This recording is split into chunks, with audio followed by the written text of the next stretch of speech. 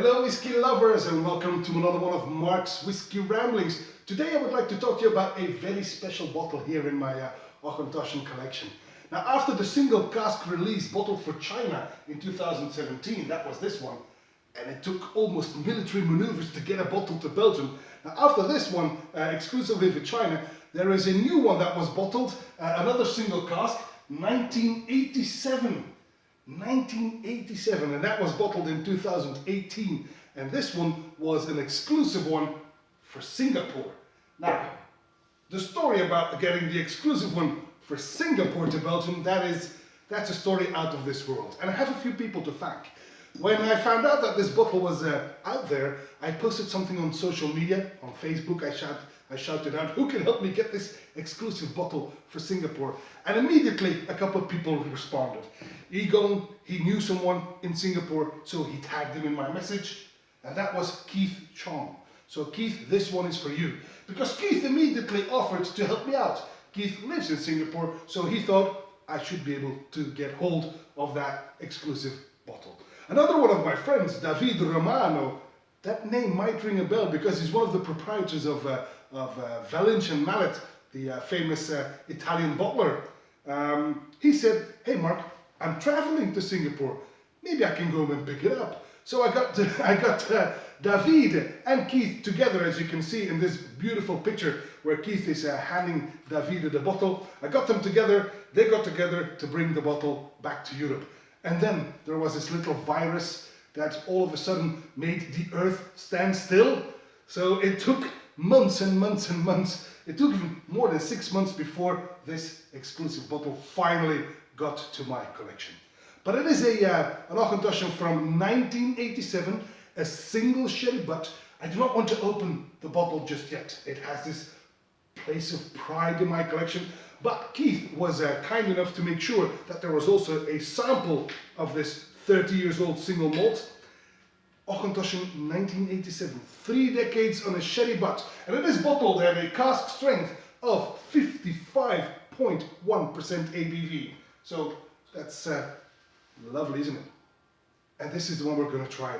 And there is only, let me check for you, 383 bottles. And Keith, he even went out of his way. He knows that I have this little autistic side of me that has a soft spot for round numbers, and he was able to get me bottle 110. Well done, Keith. Like I said, this one is for you.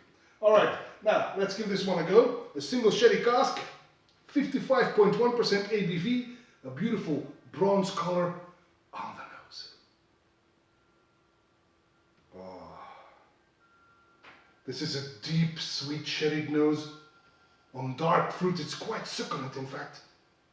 I get old leather and dusty books. I get prune in a stew. Some rhubarb marmalade even. Fresh figs, chocolate, candied apricots and fresh orange juice. But that's not all. I even get some espresso with chocolate powder, maraschino cherries, a cigar box, on it goes. But the best part of all, the DNA of Auchentoshan shines through. If you were to present this to me blind, I'd be, yeah, that's my favorite lowlander. That's my beautiful, beautiful Auchentoshan. Auchentoshan is recognizable even after 3 decades in a sherry butt on the palate.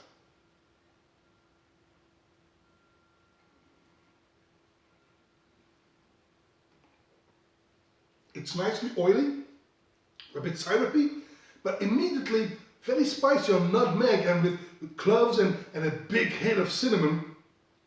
And then I get a bit of a prickle of the alcohol, but that is immediately extinguished by this dark fruit, prunes in the lead, some rum raisins, some chocolate again. Oh, this is good. I get all dark fruit juices, you know. And then I get some chewing tobacco. Quite lovely, in fact. And there's this big dollop of maple syrup, maybe. It's very sweet, but the alcohol is perfectly integrated. You get this little prickle up front, but then it smooths out very quickly with all these beautiful dark fruit. This is an excellent cask. Wow, on the finish.